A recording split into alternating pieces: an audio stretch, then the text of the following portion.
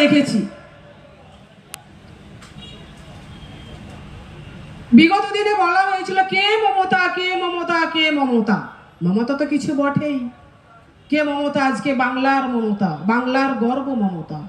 তিনি প্রত্যেকটা পদক্ষেপে বুঝিয়ে দিয়েছেন কে মমতা, কে মমতা, কে মমতা। একটা দিন তাকে রাইটার্স থেকে চুলের মুঠি ধরে বার করে দেওয়া হয়েছিল, তাতেও তিনি থামেননি, তাতেও তিনি দমেননি। এটা তৃণমূল কংগ্রেস। কারণ তৃণমূল কংগ্রেসের কর্মীবৃন্দকে যত ঘাঁটাবে, যত তার পেছনে লাগবে, যত মারের ভয় দেখাবে, সে তত সম্মুখ দিকে এগিয়ে যাবে।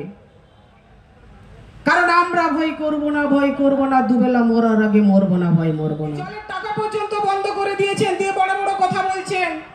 কথা তো বলতে অনেকের ভালো লাগে ভাই, যদি সুন্দর একটা মাইক থাকে, সুন্দর একটা সাউন্ড থাকে, তাহলে ঠুসতে ভালো লাগে, বলতে ভালো লাগে। কিন্তু এটা হচ্ছে বাংলা।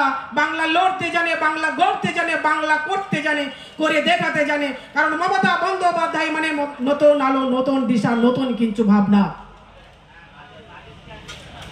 আজকে দেখুন, আবাসের টাকাও বন্ধ করে দিল, 100 দিনের কাজের টাকাটাও বন্ধ করে দিল।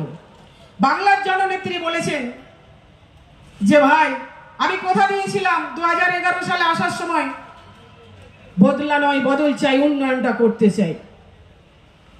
তার সাথে সাথে 2011 সালে আমরা আরো একটা জিনিস সকলের মধ্যে পেয়েছি, আমরা সকলেই পেয়েছি, সেটা হচ্ছে বাক স্বাধীনতা। বাক স্বাধীনতাটা কিন্তু 34 বছরের জমানায় ছিল না। যারা আজকে এখানে আমার পিতৃতুল্য মানুষরা বসে আছেন, তারা সব থেকে ভালো বলতে পারবেন বাক স্বাধীনতাটা কোথায় ছিল জানেন?